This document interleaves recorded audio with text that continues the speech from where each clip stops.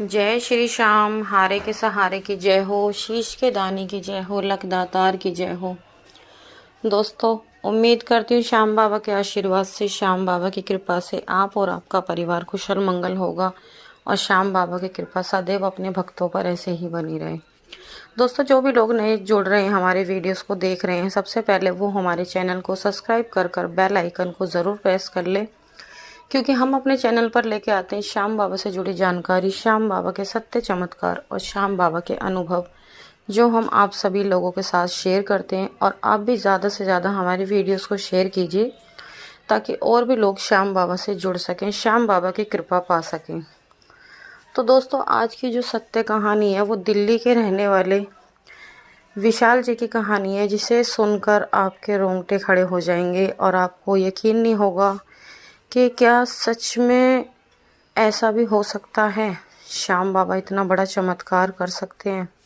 तो दोस्तों, अगर आप विश्वास रखते हैं तो कहानी को अंत तक ज़रूर सुनना। अगर आप श्याम बाबा पर विश्वास करते हैं, आपको लगता है कि हाँ, श्याम बाबा सच में चमत्कार करते हैं, जो लोग श्याम बाबा को सच्चे दिल से मानते हैं और जिन लोगों को लगता है कि हाँ, श्याम बाबा चमत्कार करते हैं, वो लोग कहानी को अंत तक ज़रूर सुनें। और अगर कहानी पसंद आए तो वीडियो को लाइक कर दें और शेयर कर दें, कमेंट बॉक्स में जय श्री श्याम ज़रूर लिख दें। तो दोस्तों, आज की जो कहानी है वो दो भाइयों की कहानी है। सबसे पहले कहानी को शुरू करने से पहले मैं आप सभी लोगों से क्वेश्चन पूछना चाहूँगी। क्या आप लोगों को ऐसा लगता है कि आज के टाइम पे भी अंधविश्वास है, जादू टोने होते हैं? अगर होते हैं, जिन लोगों को लगता है कि हाँ, आज के टाइम पे भी जादू टोने होते हैं, तो वो कमेंट करके ज़रूर बताएं। और जिन लोगों को लगता है कि नहीं होते, तो वो लोग जय श्री श्याम ज़रूर लिखें, ताकि मुझे पता लग जाए कि हाँ, कौन लोग मानते हैं कि जादू टोने होते हैं और किसको लगता है कि ऐसा कुछ नहीं है, श्याम बाबा के आगे ऐसी कोई चीज़ टिक ही नहीं सकती। तो वो लोग जय श्री श्याम लिखें। तो चलिए अब कहानी को शुरू करते हैं।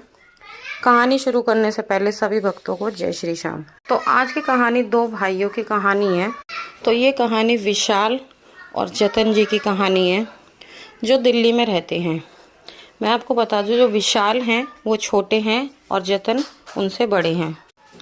अब होता क्या है, जो जतन जी हैं उनका अपना खुद का एक छोटा सा काम होता है, मैकेनिक का, मोटर मैकेनिक का उनका खुद का काम होता है, जो कि बहुत ही अच्छे से चल रहा होता है। सब कुछ बढ़िया चल रहा होता है, सब सही चल रहा होता है। अब वो कहते हैं ना कि अपना ही अपने के पेट में छुरा घोंपता है। ये बात बिल्कुल हकीकत है। देखिए दोस्तों, जब चाहे वो अपना सगा भाई हो या कोई हो, बचपने में बहुत ज़्यादा प्यार मोहब्बत होती है, बट जब बड़े हो जाते हैं तो सब प्यार मोहब्बत सब ख़त्म हो जाती है। एक दूसरे को देख के सब लोग जलने लग जाते हैं। कुछ लोग मतलब हैं ऐसे जो ऐसा नहीं करते, बट 99% लोग आपको आज के टाइम में ऐसे ही मिलेंगे, जो एक दूसरे की खुशी को देखकर खुश बिल्कुल भी नहीं है। खासकर अपने ही सबसे ज़्यादा ऐसा करते हैं। तो अब होता क्या है, जो जतन जी हैं उनका काम वगैरह सब कुछ बढ़िया चल रहा होता है। उनके जो छोटे भाई हैं विशाल जी, उनकी जब तक शादी नहीं हुई होती, अब ये सन 2014 में विशाल जी की शादी हो जाती है। जब विशाल जी की शादी होती है, विशाल जी अपने खुद के पैसों से अपनी शादी करते हैं, क्योंकि जब उनकी शादी होती है, उनकी शादी से पहले करीब 5 साल पहले उनके फादर का देहांत हो जाता है, जिस वजह से वो बिल्कुल टूट चुके होते हैं। उनकी मदर भी कुछ ऐसा काम नहीं करती। अब उनके भाई की शादी हो चुकी थी, उनकी दोनों बहनों की भी शादी हो चुकी थी, वो बचे थे। अब इसी वजह से उन्होंने अपनी शादी में अपने खुद के पैसों से ही अपनी शादी करी। वो भी अच्छा खासा काम वगैरह करते थे, वो ड्यूटी किया करते थे, ड्राइविंग किया करते थे वो। अब होता क्या है, जब उनकी शादी हो जाती है, बड़ी अच्छे से धूमधाम से उनकी शादी हो जाती है। शादी होने के बाद उनके एक बेटा होता है। सबसे पहले जब उनका बेटा होता है, उनके भाई को सबसे पहले इसी चीज़ की चिढ़ लग जाती है, क्योंकि उनके भाई को कोई बेटा नहीं था, उनके बेटियां थी, उनके 3 बेटियां थी, जिसकी वजह से उनको बहुत बुरा लगता है। और उनसे ज़्यादा बुरा उनकी भाभी को लगता है, जो कि बिल्कुल भी बर्दाश्त नहीं करती कि हमारे पास एक भी बेटा नहीं है, और इसके शुरू में ही एक बेटा हो गया। फिर उसके करीब 2 साल बाद उनको फिर से एक और संतान हुई तो वो भी बेटा ही हुआ। अब उनको और भी ज़्यादा बुरा लगने लगा कि भाई इसके तो 2 बेटे हो गए हैं और हमारे पास एक भी बेटा नहीं है। अब होता है ना, वो देखकर एकदम उनको बहुत ज़्यादा जेलसी हो गई। अब जो विशाल जी की पत्नी है वो श्याम बाबा को बहुत ज़्यादा मानती हैं। वो भगवान पर है ना बहुत ज़्यादा भरोसा करती हैं। वो इधर उधर की बातों पे ध्यान नहीं देती, किसी जादू टोने पे वो कोई विश्वास नहीं करती। और ऐसे ही विशाल जी हैं, दोनों हस्बैंड वाइफ बहुत साफ दिल के हैं, बहुत ही संस्कारी हैं। अब जो ये जतन जी और इनकी वाइफ हैं, ये तांत्रिकों के चक्कर में घूमते हैं। खासकर विशाल जी की भाभी जतन जी की पत्नी, जो कि भक्तों के चक्कर में बहुत ज़्यादा रहती हैं। अब जो विशाल जी हैं वो उनका काम बहुत ही अच्छा चल रहा होता है। अब वो ड्राइविंग के साथ साथ अपना खुद का भी काम कर लेते हैं, अलग से अपना खुद का भी काम खोल लेते हैं, जो उनका बहुत ज़्यादा अच्छा चल रहा होता है।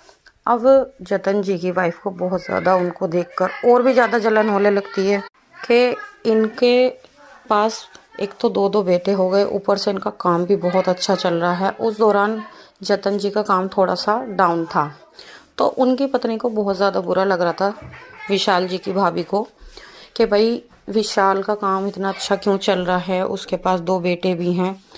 तो उन्हें लगा कि मुझे कुछ ना कुछ ऐसा करना चाहिए जिससे कि इसका सब कुछ ख़राब हो जाए, सब कुछ ख़त्म हो जाए। अब होता क्या है, वो एक भगत के पास जाती हैं जो कि तांत्रिक होता है। अब उसको जाकर वो पैसे देती हैं, करीब 16,000 का अमाउंट होता है जो वो उस भगत को देती हैं, और बोलती हैं कि विशाल के साथ कुछ ऐसा कर दो जिसकी वजह से उसका देहांत हो जाए, उसका सब कुछ खराब हो जाए। लेकिन कहते हैं ना, जो इंसान श्याम बाबा की शरण में चला जाए और जो भगवान पर विश्वास रखता है उसका कोई बाल भी बांका नहीं कर सकता। तो ऐसे ही विशाल जी के साथ हुआ। उस भगत ने उनसे पैसे ले लिए, बट उनका कोई काम नहीं करा, कोई बात नहीं। फिर वो दूसरे भगत के पास जाती हैं, फिर वो उसको करीब 26,000 का अमाउंट पे करती हैं और वही बात सेम उसको बोलती हैं। अब थोड़ा सा क्या फ़र्क तो पड़ा। ये जब तक श्याम बाबा से पूरी तरह जुड़े नहीं थे, ये उससे पहले की बात मैं आपको बता रही हूँ। जब तक ये श्याम बाबा को जानते थे पर इस तरह से जुड़े नहीं थे, इतना ज़्यादा नहीं जानते थे। अब होता क्या है, विशाल जी का काम हट जाता है और उनके पास जो भी अमाउंट वगैरह जुड़ा होता वो सब घर खर्च में उठने लग जाता। करीब 3 साल उनकी कोई नौकरी नहीं लगती, जिस वजह से जो भी उनका जुड़ा हुआ होता है वो सब उनका खर्च हो जाता है घर के खर्चों में। बच्चे बड़े हो गए होते हैं, 8-8, 9-9 साल के उनके दोनों बेटे थे जो उस टाइम पर। अब उनका बड़ा बेटा 10 साल का है, छोटा बेटा 9 साल का है। अब उस वक्त उनका सारा पैसा ख़त्म हो चुका था। अब नौबत यहाँ तक आ गई थी कि विशाल जी को लग रहा था कि भाई मैं आत्महत्या कर लूँ। उनको मतलब सब कुछ इतना बेकार हो चुका था, सब कुछ इतना ख़त्म हो गया था कि भाई मुझे अब जीना ही नहीं, मुझे तो आत्महत्या करनी है। उन्होंने ऐसा सोच लिया था, सब कुछ उनका बर्बाद हो चुका था। जो उन्होंने काम शुरू किया था वो भी उनका सब कुछ ख़त्म हो गया था। अब आया साल 2025। अब ये मैं आपको इस साल की बता रही हूँ। अब वो जो उनकी पत्नी है, जो विशाल जी की पत्नी है, वो तो श्याम बाबा को पहले से ही मानती थी, जानती भी थी, पर अब और भी ज़्यादा अच्छे से वो भी और ज़्यादा जान चुकी। क्योंकि जब परेशानी उनके घर में बहुत ज़्यादा हो रही थी तो वो फ़ोन पे ऐसे ऐसे वीडियोस देखा करते थे। ऐसे करते करते एक दिन उनके सामने श्याम बाबा का वीडियो आ गया, जिसको वो देखने लगी। अब उन्होंने अपने पति से कहा कि भाई हमें एक बार श्याम बाबा के दरबार जाना चाहिए, शायद कुछ हो जाए। तो अभी साल 2025 में फरवरी के महीने में 8 तारीख को जो 11 थी, वो दोनों हस्बैंड वाइफ अपने दोनों बच्चों को लेकर श्याम बाबा के दरबार पहुँचे। उन्होंने निशान यात्रा की, रिंगस से बाबा के दरबार तक पैदल गए और बाबा ने उनकी लाइफ में इतना बड़ा चमत्कार किया दोस्तों। वो कहते हैं ना, चाहे कोई आपके साथ कितना भी बुरा करे, बट आप भगवान पर पूरा विश्वास रखें। जब तक भगवान आपके साथ है ना, कोई आपका बाल भी बांका नहीं कर सकता। चाहे आप श्याम बाबा को माने या फिर किसी को भी माने, बट दिल से माने। अब जब वो श्याम बाबा के दर्शन करके आ गए, दर्शन करने के बाद करीब उनको 15 से 20 दिन ही बीते थे। आप यकीन नहीं करोगे, उनको घर बैठे नौकरी के लिए फ़ोन आया। उनका नौकरी के लिए फ़ोन आया। सैलरी उनकी उनके बजट के हिसाब से बिल्कुल ठीक थी और वैसे भी उनके पास कुछ काम नहीं था, वो घर बैठे थे। अब उनका सब कुछ ख़त्म हो चुका था, बहुत ज़्यादा परेशान थे। और बाबा श्याम की कृपा से आज उनकी अच्छी खासी नौकरी लगी हुई है। श्याम बाबा की कृपा से सब कुछ उनके घर में फिर से पहले से बहुत ज़्यादा बेहतर हो गया। तो विशाल जी कहते हैं कि भाई मैं श्याम बाबा पे इतना ज़्यादा भरोसा करता हूँ, और उनकी पत्नी भी इतना ज़्यादा विश्वास करती हैं, कहती हैं श्याम बाबा की लीला अपरंपार है। तो दोस्तों ऐसे हैं हमारे श्याम बाबा। जो भी भक्त सच्चे दिल से श्याम बाबा पर विश्वास रखता है, श्याम बाबा को मानता है, श्याम बाबा उसकी ज़रूर सुनते हैं। तो आज की सत्य कहानी यहीं पर समाप्त होती है। कैसी लगी कमेंट करके ज़रूर बताना। कमेंट बॉक्स में जय श्री श्याम लिखना बिल्कुल ही मत भूलना। मिलते हैं कल एक और नई सत्य कहानी के साथ। जब तक के लिए सभी भक्तों को जय श्री श्याम।